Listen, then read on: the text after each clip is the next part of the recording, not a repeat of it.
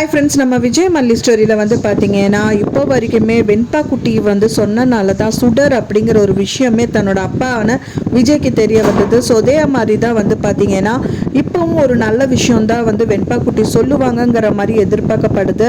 ஏன்னா வந்து சுடர் சுடர் சுடர் இருக்காங்களா, அதை உயிரோடு இருக்காங்களா இல்லையா அப்படிங்கிறதுக்கான கேள்விகள் நமக்குள்ளே எழும்பிட்டு இருக்கு. மெயினாக இந்த நவீன், அதாவது இந்த நவீன் மூலிமா தான் வந்துட்டு எல்லா விஷயங்களும் வந்து வெளியே வரப்போகுது.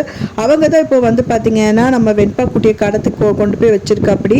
ஸோ அதனாலேயே வந்து பார்த்தீங்கன்னா வெண்பா குட்டி தப்பிக்க முயற்சி பண்ணுறதுக்கு முன்னாடியே அந்த கவின் யார்கிட்ட எல்லாம் பேசுகிறாங்க, என்ன பண்ணுறாங்க எல்லாமே அப்சர்வ் பண்ணுவாங்க. ஸோ அப்படி அப்சர்வ் பண்ணும்போது வந்து சுடர்கிட்ட பேசுறது இவங்க கேட்டுருவாங்க அப்படிங்கிற மாதிரி தான் தெரியுது.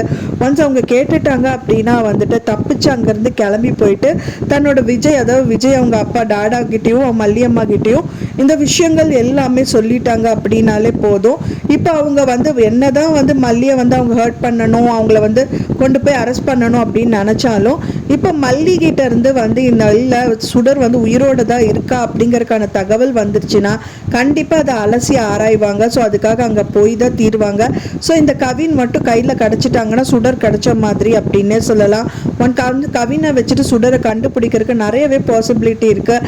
இப்போ சுடர் மட்டும் உயிரோடு இருக்காங்க அப்படின்னா இந்த கேஸ் என்னதான் அவங்க ஜோடிச்சாலும் செஞ்சாலும் ஒன்றுமே இல்லாமல் போயிடும். ஏன்னா அவங்க உயிரோடு இருக்காங்கல்ல, செத்தாதான் அவங்களுக்கு வந்து பெரிய பனிஷ்மெண்ட்டாக மல்லியை கொண்டு வந்து உள்ளே வைக்க முடியும், செய்ய முடியும்.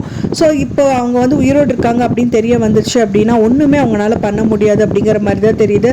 ஸோ வெயிட் பண்ணி பார்க்கலாம் ஃப்ரெண்ட்ஸ், என்னதான் நடக்க போகுது அப்படின்னு தெரியல. நீங்கள் என்ன நினைக்கிறீங்க அப்படின்னு சொல்லிட்டு உங்களோட கருத்துக்களை மறக்காமல் எனக்கு கமெண்ட்டில் ஷேர் பண்ணுங்கள். நான் சொன்ன இந்த தகவல் உங்களுக்கு பிடிச்சிருந்தா மறக்காமல் லைக் பண்ணுங்கள், ஷேர் பண்ணுங்கள், கமெண்ட் பண்ணுங்கள், சப்ஸ்கிரைப் பண்ணுங்கள். மேலும் இன்னொரு மல்லி சீரியல் அப்டேட்டோட நெக்ஸ்ட் மீட் பண்ணுறேன். தேங்க்ஸ் ஃபார் வாட்சிங் மை டிஃப்ரெண்ட்ஸ். நெக்ஸ்ட் வீடியோவில் பார்க்கலாம்.